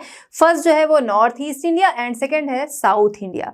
सबसे पहले बात करेंगे हम फर्स्ट वाला, यानी कि north east India. North east India में देखें तो आसाम हिल रीजन जो है वो काफ़ी ज़्यादा इसके लिए फेमस है और काफ़ी ज़्यादा इसके कह सकते हैं अनुकूल है, ठीक है, यानी कि इसके लिए फेवरेबल है। जहाँ पर क्या है, रेनफॉल जो है 250 सेंटीमीटर के आसपास मिलती है। टेम्परेचर जो है वो अबाउ 20 डिग्री सेंटीग्रेड होता है, ठीक है। तो ये कंडीशन अभी हमने पहले भी देखी थी कि ये कंडीशन चाहिए, तो उसके अकॉर्डिंग ये है। दूसरा क्या है, मॉर्निंग फॉग, हमने देखा था ना, मॉर्निंग फॉग जो है वो इसको हेल्प करता है डेवलप होने में। एंड फ्रॉस्ट जो है वो कभी नहीं पड़ता है, क्लियर है। तो वो चीज़ इसके लिए हेल्पफुल है, वो यहाँ पर मिल जाता है। इसके अलावा लेबर जो है वो मिल जाते हैं, क्योंकि यहाँ पर क्या है, काम जो है वो हाथों से होना है ना। प्लांट्स को लगाना, फिर आगे उनको चुनना, ठीक है। आपने देखा है ना कि लेडीज़ होती हैं वो बास्केट बैग पे रखती हैं और एक डोरी जो है वो सर से होकर गुजरती है, जैसे हम लोग हेयर बैंड लगाते हैं ना, उस तरीके से, और वो प्लग करती जाती हैं ऊपरी लीव और उस बास्केट में डालती जाती हैं, क्लियर है। तो ये सारा काम जो है वो हाथों से होता है, जिसके लिए बहुत सारे लेबर्स चाहिए होते हैं, वो यहाँ पर इजीली मिल जाते हैं। आसाम को अगर हम देखें तो मोस्ट पॉपुलर टी जो है वो प्रोड्यूस करता है। यहाँ की टी इसकी क्लाइमेटिक कंडीशन की वजह से काफ़ी अच्छी होती है। आपने देखा ना, जब हम लोग देखते हैं ऐड आता है तो दार्जिलिंग या फिर आसाम, इन्हीं जगहों का नाम लिया जाता है, दार्जिलिंग टी या फिर आसाम टी, आसाम के चुनिंदा बागानों से चुनी, है ना, इस तरीके से आता है। तो वो हो गया। इट प्रोसेस ओवर 40%, ठीक है। तो ये आसाम हिल्स जो है यहाँ से हमारी कंट्री का लगभग 40% से ज़्यादा, मतलब ओवर द 40% यहाँ से प्रोड्यूस होता है। चलिए बच्चों, बात करते हैं ब्रह्मपुत्रा वैली। ब्रह्मपुत्रा वैली के दोनों साइड अगर कभी आप उधर जाइए तो आप देखेंगे दोनों साइड टी प्लांटेशन जो है वो आम बात है, मतलब कॉमन है। वहीं पर हम बात करें यहाँ पर टेम्परेचर कैसा चाहिए होता है, वहाँ पर अगर हम बात करें कि रेनफॉल कैसी होती है, तो देखिए यहाँ पर हमने समझा था अभी पहले कि टी के लिए किस तरीके की क्लाइमेटिक कंडीशन चाहिए होती है, क्लियर है। तो यहाँ पर रेनफॉल जो मिलती है वो 200 to 300 सेंटीमीटर तक होती है। वहीं दूसरी तरफ बात करें हम टेम्परेचर, हाई ह्यूमिडिटी के साथ हाई टेम्परेचर होता है यहाँ का, जो कि देखा जाए तो टी प्लांटेशन के लिए एक आइडियल कंडीशन होती है, जिस वजह से यहाँ की टी जो है वो बहुत ज़्यादा अच्छी होती है। और साथ ही साथ अब यहाँ की क्लाइमेटिक कंडीशन जो उसको फ्लेवर देती है, कह सकते हैं उसका स्ट्रॉन्ग फ्लेवर, स्ट्रॉन्ग कलर, जिसकी वजह से उसकी डिमांड हम देखें तो ऑल ओवर द वर्ल्ड उसकी डिमांड है। चलिए तो बात करते हैं वेस्ट बंगाल। वेस्ट बंगाल जो कि हमारे यहाँ का सेकंड लार्जेस्ट टी प्रोड्यूसर है। यहाँ देखा जाए वेस्ट बंगाल की टी प्रोडक्शन जो है वो किस डिस्ट्रिक्ट से ज़्यादा होता है, तो देखा जाए तो 3 डिस्ट्रिक्ट जो है वो पूरा मोर्चा यहाँ पर संभालते हैं। कौन से 3 डिस्ट्रिक्ट हैं? सबसे पहले है दार्जिलिंग, जो कि बहुत फेमस है चाय के लिए, वहाँ की चाय जो है वो बहुत फेमस है। दार्जिलिंग हो गया, जलपाईगुड़ी हो गया एंड कूच बिहार। जो हम लोग ग्रीन लिप्टन ब्रांड देखते हैं वो यहीं का ब्रांड है, ठीक है, जो कि काफ़ी फेमस भी है, उसकी चाय जो है वो काफ़ी लोग पसंद भी करते हैं। अब बात करते हैं इसके लिए कि यहाँ पर इतना ज़्यादा प्रोडक्शन कैसे होता है, क्यों है। तो मेन रीज़न क्या है? मेन रीज़न यही है, यहाँ की क्लाइमेटिक कंडीशन जो है वो उसके अकॉर्डिंग है, इसी वजह से यहाँ पर टी प्रोडक्शन ज़्यादा होता है। जैसे हम बात करें सॉइल, यहाँ की सॉइल जो है वो कैसी होती है, यहाँ पे जो सॉइल पाई जाती है रेड लोएम है और दूसरी जो है वो है सैंडी लोएम। रेनफॉल कितनी? तो 300 to 500 सेंटीमीटर तक यहाँ रेनफॉल पाई जाती है, जो कि वेरी करती रहती है, क्लियर है।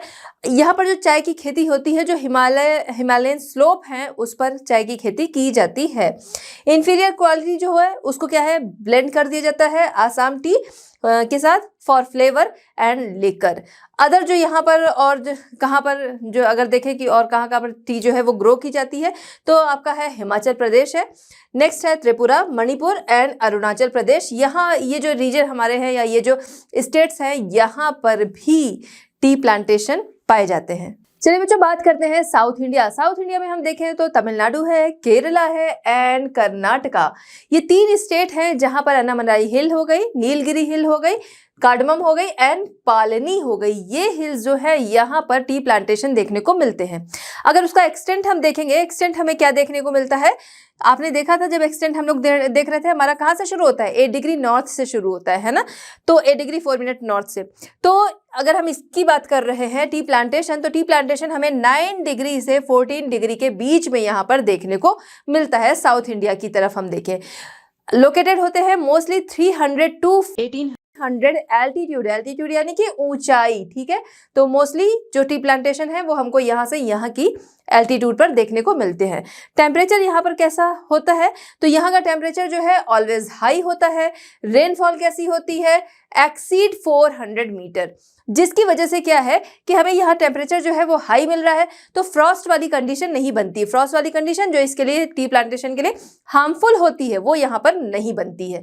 रेन फ्रॉम बोथ मानसून, दोनों मानसून से यहाँ पर रेनफॉल देखने को मिलती है। कौन से मानसून? हमने देखा था आता हुआ मानसून जो है एडवांस मानसून, और जो वापस जाता हुआ है वो कौन सा है? रिट्रीट मानसून, है ना। इधर से जाता हुआ आपका जो है जो आ रहा है वो आपका एडवांस मानसून, और जो ये क्या है वापस जा रहा है ये रिट्रीट मानसून। तो दोनों ही मानसून से यहाँ पर रेनफॉल मिलती है, जिसकी वजह से यहाँ पर अगर हम देखें तो साल भर यहाँ पर इसका क्रॉपिंग सीजन है। बेस्ट माना जाता है December to January. Soil are mostly red, yellow and laterite मानी पाई जाती है, और क्रॉपिंग सीजन जैसा भी हम लोगों ने देखा through out the year, but best जो है वो दिसंबर टू जनवरी। चलिए बच्चों, देखते हैं importance of T in India. India में टी की इंपॉर्टेंस, तो टी की बहुत ज़्यादा इंपॉर्टेंस है यहाँ पर। अगर हम देखें कितने सारे लोगों की जो मॉर्निंग होती है वो टी के साथ ही होती है। हालांकि ये अच्छी चीज़ नहीं है कि टी के साथ मॉर्निंग हो रही है, लेकिन फिर भी ठीक है, लोगों के लिए सुटेबल है तो टी के साथ मॉर्निंग होती है कितने सारे लोगों की। मेन क्या है कि टी के मामले में हम देखें तो इंडिया जो है वो लार्जेस्ट प्रोड्यूसर है, लेकिन ये आपकी बुक के अकॉर्डिंग है। India is the largest producer of T in the world, ये आपकी बुक के अकॉर्डिंग है। ये देखा जाए तो करंट सिनारियो जो है वहां पर चाइना जो है वो लार्जेस्ट प्रोड्यूसर है टी का, क्लियर है। तो लेकिन अभी हम लोग बुक के अकॉर्डिंग चल रहे हैं, तो यहाँ पर आपकी बुक में जो है लार्जेस्ट प्रोड्यूसर यहाँ पर इंडिया को शो किया गया है। इंडिया था बट अभी के टाइम में देखा जाए तो चाइना है। इस इंडस्ट्री में देखा जाए तो मेन एंड विमेन जो है दोनों ही काम करते हैं। हर काम में हर किसी की भागीदारी होती है, हर जगह मेन भी मिलेंगे, हर जगह आपको विमेन भी मिलेंगे काम करते हुए, लेकिन बेसिकली अगर हम देखा जाए इंपॉर्टेंस दी जाती है तो जब क्या है हार्वेस्टिंग वाला टाइम है, जैसा हमने पहले भी समझा था कि बहुत सॉफ्ट पत्तियां हैं, तो इस तरीके से जो हार्वेस्टिंग का काम होता है बेसिकली जो विमेन होती हैं वो करती हैं। वहीं पर लोडिंग, अनलोडिंग, पैकिंग इसमें मेन जो है वो ज़्यादा होते हैं। एक बहुत बड़ा फायदा इसका ये हमारे पास है कि यहाँ से बहुत सारी टी जो है वो एक्सपोर्ट के लिए जाती है, और एक्सपोर्ट के लिए जाती है जिसकी वजह से हमारा देश जो है वो अर्न करता है लॉट्स ऑफ फॉरेन एक्सचेंज। चलिए बच्चों बात करते हैं कॉफ़ी। कॉफ़ी जो कि हमारे यहाँ की second most important beverage crop है, यानी कि पेय पदार्थ वाली क्रॉप में सेकंड नंबर पर आती है कॉफ़ी। फर्स्ट है टी, सेकंड है कॉफ़ी। अगर इसका हम देखें कि किधर ज़्यादा पॉपुलर है, किधर क्या ज़्यादा पसंद किया जाता है, नॉर्थ की तरफ देखें तो टी की डिमांड काफ़ी ज़्यादा है, उधर लोग जो है वो टी ज़्यादा पसंद करते हैं। साउथ की तरफ आते हैं तो इधर कॉफ़ी ज़्यादा पसंद की जाती है। अब बात करते हैं नेटिव प्लांट, ये कहाँ का है, कहाँ से इसकी शुरुआत हुई। तो देखिए नेटिव प्लांट है ये एब्सिनिया प्लेट्यू, ठीक है। कहाँ पर जाएंगे आप, अफ्रीका, ठीक, वहाँ का ये नेटिव प्लांट है। फिर अरेबियंस जो थे इधर आए हैं, उनके साथ ये सीड्स आए, तो 11वीं सेंचुरी में अरब से ये सीड जो है वो यहाँ पर आए, और बाबू बुदान हिल्स जो है यहाँ पर पहली बार ये सीड्स जो थे वो लगाए गए। फिर इसके बाद ब्रिटिश जो कि यहाँ पर रूल कर रहे थे, तो उनको इनका जो प्लांटेशन था वो बड़ा ही प्रॉफिटेबल लगा, मतलब कि ये प्लांट जो था वो बड़ा ही उनको प्रॉफिटेबल लगा। तो इसके बाद से उन्होंने 1830 से इसका प्लांटेशन स्टार्ट कर दिया। कहाँ, चिकमंगलूर से उन्होंने इसका प्लांटेशन का काम शुरू किया, और धीरे धीरे जैसा कि यहाँ पर उनका पूरा पूरा रूल था तो अलग अलग हिस्सों में इसके प्लांटेशन उन्होंने लगवाने शुरू कर दिए, क्योंकि ये काफ़ी ज़्यादा प्रॉफिटेबल भी था। क्लियर है। तो केरला, तमिलनाडु इन जगहों पर देखें तो Nilgiri, cardamom, Palani and Anamalai hills इन जगहों पर कॉफ़ी प्लांटेशन जो था वो किया जाने लगा। और यहाँ की जो कॉफ़ी है ना, कह सकते हैं यहाँ की क्लाइमेटिक कंडीशन वगैरह की वजह से उसकी क्वालिटी जो है वो काफ़ी ज़्यादा अच्छी मानी जाती है, और इसी वजह से उसकी डिमांड पूरे वर्ल्ड में है। देखा जाए यूएस, यूके इन जगहों पर हमारे यहाँ से कॉफ़ी जो है वो एक्सपोर्ट की जाती है। अब बात करते हैं कॉफ़ी जो है वो स्ट्रिक्टली देखा जाए तो स्ट्रिक्टली हाईलैंड ट्रॉपिकल क्रॉप है। अब हम इसकी वैरायटी की बात करते हैं, तो देखिए हमारे यहाँ 3 तरीके की मेन वैरायटी जो है वो लगाई जाती हैं। फर्स्ट जो है वो है कॉफ़ी अरेबिका, सेकंड है कॉफ़ी रोबस्ट, या फिर कहीं पे रोबस्टा भी आप पढ़ेंगे तो कॉफ़ी रोबस्ट, एंड थर्ड जो है वो कॉफ़ी लिबरिका। चलिए बच्चों, तो बात करते हैं कॉफ़ी के लिए सॉइल कैसी चाहिए होती है। सॉइल यहाँ पर अगर हम देखें तो पहले तो इसकी सॉइल ऐसी होनी चाहिए जिसमें क्या है, जड़ों में पानी नहीं रुकना चाहिए, रूट्स में, तो वेल ड्रेन्ड सॉइल चाहिए होती है। दूसरा क्या है, फ्राइबल लोएम्स, ठीक है, फ्राइबल लोएम्स जिसमें रिच कंटेंट्स हो मिनरल, ह्यूमस, कैल्शियम, आयरन इनका। क्लियर। इसके अलावा बात करें, soil must be properly manure, ठीक है। यहाँ पर क्या है, फर्टिलिटी इसकी बढ़ाने के लिए प्रॉपरली इनको मैन्योर करना ज़रूरी है, यानी खाद वगैरह देना ज़रूरी है। इसके लिए बेस्ट जो सॉइल होती है डेक्कन प्लेट्यू की lava soil, red soil and laterite soil जो है वो बेस्ट होती है। ठीक, अभी हम देख रहे थे जो फर्स्ट हमने टाइप देखा था कॉफ़ी अरेबिका। कॉफ़ी अरेबिका जो है वो 900 to 1200 मीटर एल्टीट्यूड पर इसके प्लांटेशन पाए जाते हैं। चलिए, तो यहाँ पर बात करते हैं क्लाइमेटिक रिक्वायरमेंट, जहाँ पर टेम्परेचर फिर रेनफॉल देखेंगे। टेम्परेचर इसके लिए कैसा चाहिए होता है, require high temperature between 15 to 28 degree centigrade तक चाहिए होता है। Protected from direct rays of the sun and hot dry wind जो है, इन दोनों से इनको प्रोटेक्ट करना ज़रूरी है। देखिए इसी वजह से डायरेक्ट इस पर सनरेज ना पड़े, इसीलिए शेडेड ट्रीज जो है वो यहाँ पर लगाए जाते हैं, जो कि इनको क्या करें, इनको वो छाया दे, जैसा हमने टी प्लांटेशन के लिए देखा था। ठीक है, अब बात करते हैं रेनफॉल की। रेनफॉल यहाँ पर ज़रूरी क्या है, 125 to 200 सेंटीमीटर तक, जिसका डिस्ट्रीब्यूशन अच्छे से हो। कॉफ़ी प्लांट जो है बिल्कुल भी टॉलरेट नहीं कर सकते, बर्दाश्त नहीं कर सकते, क्या फ्रॉस्ट हो गया, बहुत ज़्यादा धूप हो गई, ठीक है, फ्रॉस्ट है, स्नोफॉल हो गए, very high temperature and prolong drought condition, लंबे टाइम तक ड्रॉट वाली कंडीशन बनी है, ये सारी कंडीशन ये बिल्कुल भी बर्दाश्त नहीं कर पाते हैं और ये ख़राब हो जाते हैं। स्टैग्नेंट वाटर जो है वो इसके लिए हार्मफुल है, जैसा भी हमने समझा था इसके लिए जब हम अभी सॉइल देख रहे थे, है ना, रुका हुआ पानी जो है वो इसके लिए बिल्कुल भी हार्मफुल है। इसी वजह से इनको क्या है, जो हमारा सी लेवल है उससे ऊंचाई पर लगाया जाता है, 600 to लगभग 600 to 1600, 600 to 1600 मीटर की ऊंचाई पर लगाए जाते हैं। नदर्न एंड ईस्टर्न स्लोप जो है वो इसके लिए ज़्यादा प्रेफरेबल है। क्यों? क्योंकि जो साउथ वेस्ट मानसून हमारा आता है, ठीक है, तो डायरेक्ट इस पर ना तो बारिश पड़नी चाहिए ना इस पर धूप लगनी चाहिए, तो ये दोनों चीज़ों से बचाव होता है। इसी वजह से ये आपका जो नदर्न एंड ईस्टर्न स्लोप है वो इसके लिए बेस्ट है।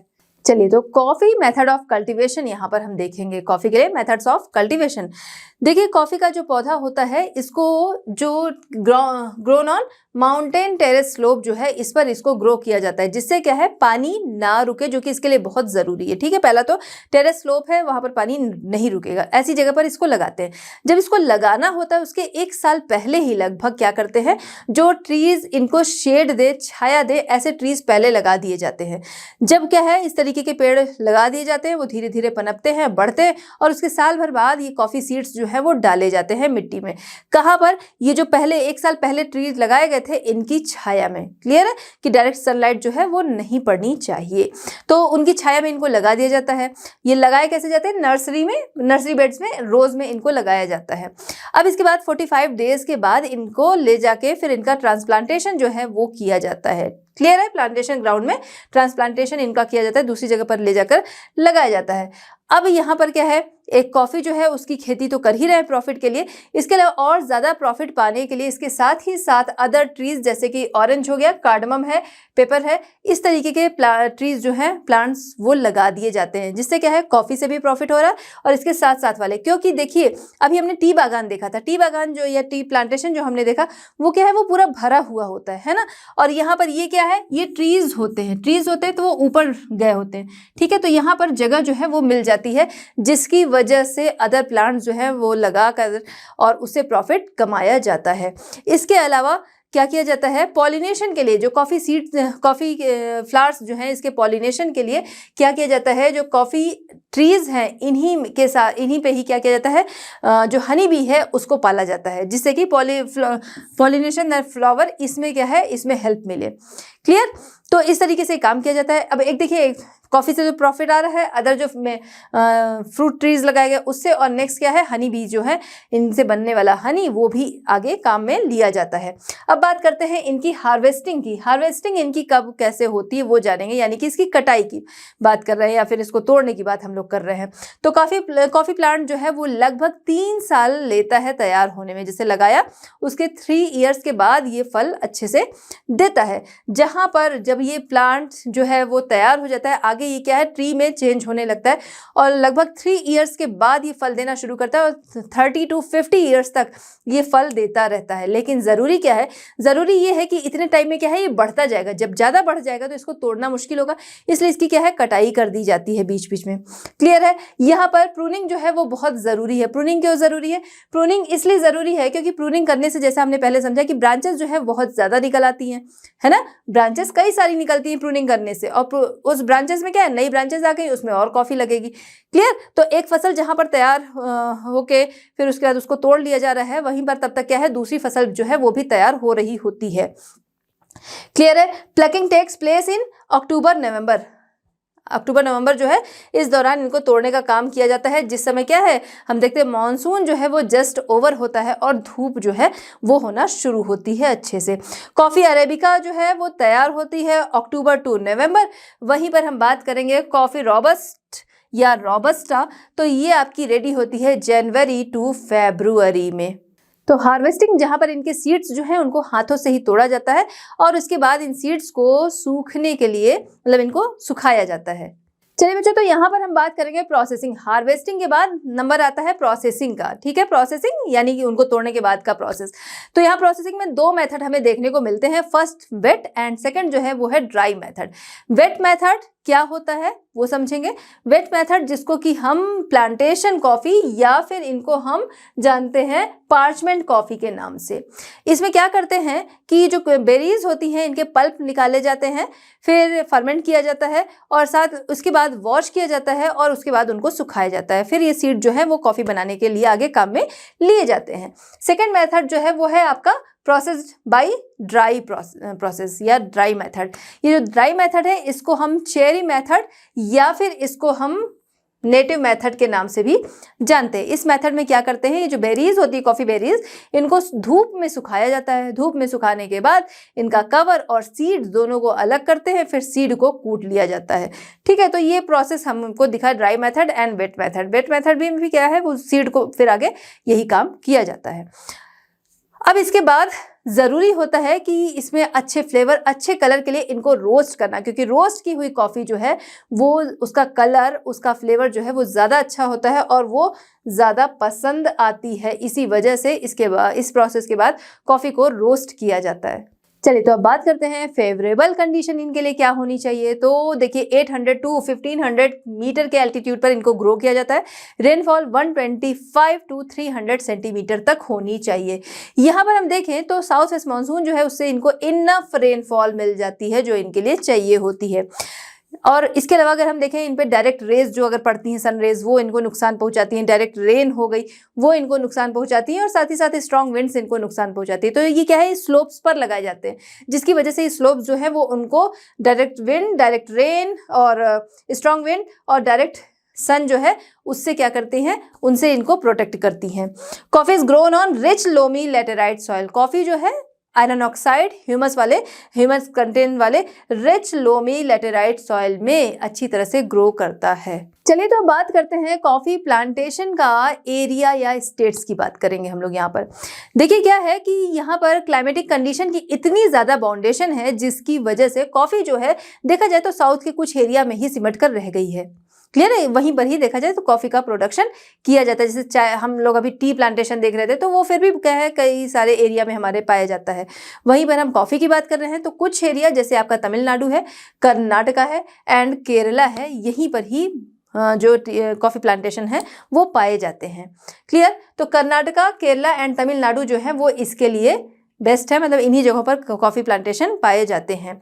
जिसमें कि केरला की हम बात करें, केरला में कोझिकोड हो गया, मलप्पुरम हो गया, कोल्लम, पालघाट एंड कोट्टयम, ये जो है चीफ कॉफ़ी प्रोड्यूसिंग एरिया है।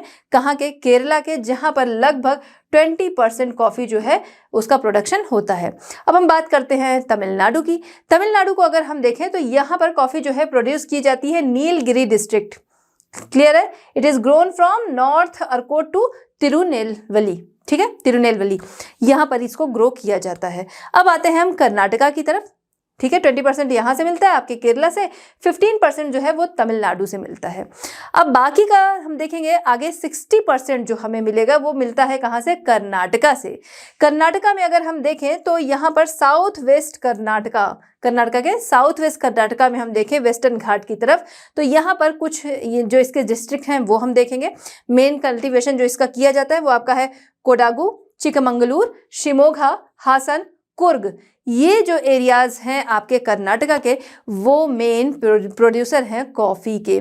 ठीक है, बाकी बचा आपका 5%। ठीक है, 20, 15 एंड 5, ये 60% बच रहा है आपका 5%, वो बाकी के इसी के आसपास के एरिया जो है यहीं पर ही ग्रो किया जाता है। चलिए बच्चों, बात करते हैं problems of coffee cultivation. Coffee cultivation की प्रॉब्लम क्या है। सबसे पहली प्रॉब्लम कि इसके लिए dry weather, high temperature, long drought and unseasonal rainfall, ये सभी कंडीशन जो है वो हार्मफुल है। दूसरा क्या है, इसमें लगने वाली डिजीज़ जो क्या करती हैं, इसकी फसल को ख़राब कर देती हैं। जो इसमें लगने वाले फंगस हैं जैसे कि कॉफ़ी रॉट हो गया, ये क्या करता है, ये इसकी फसल को ख़राब कर देता है। ख़ास तौर से देखा जाए तो जो बारिश वाला टाइम होता है, रेनफॉल वाला टाइम, उस दौरान ये फंगस जो है इसकी फसल को ख़राब कर देते हैं। अब क्या है, कॉफ़ी यील्ड या कॉफ़ी की उपज जो है वो बढ़ाने के लिए गवर्नमेंट कोशिश कर रही है। क्यों, क्योंकि देखा जाए तो काफ़ी ज़्यादा प्रॉफिटेबल प्लांट है। दूसरा ये कि इसकी डिमांड काफ़ी ज़्यादा है ना, प्रॉफिटेबल है और क्या हमारे यहाँ से क्या है, बाहर भी इसको भेजा जाता है। इस वजह से गवर्नमेंट कोशिश कर रही है कि ये जो सिमटा हुआ है कुछ ही एरिया में इसको और बढ़ाया जाए। जैसे आंध्र प्रदेश हो गया, उड़ीसा है आपका, अंडमान निकोबार है, इन जगहों पर भी इसको बढ़ाया जाए। इसके लिए जो ट्राइबल एरियाज़ हैं, ठीक है, वहाँ पर गवर्नमेंट के द्वारा national policy of tribal development के तहत इसकी खेती जो है वो कराने की कोशिश की जा रही है। Also introduce of high yielding plants. ठीक है, इसके अलावा हाई यील्डिंग प्लांट्स जो है उनको इंट्रोड्यूस कराने के लिए improved techniques, good quality and इसके अलावा हम बात करें मैन्योर हो गया, लेटेस्ट पेस्ट कंट्रोल मेथड, इनके द्वारा क्या है, इनकी उपज जो है वो बढ़ाने की कोशिश की जा रही है। तो बच्चों, यहाँ पर हमारा चैप्टर कंप्लीट होता है। मिलते हैं next chapter at Learno Hub. Learno Hub free है पर बेस्ट है।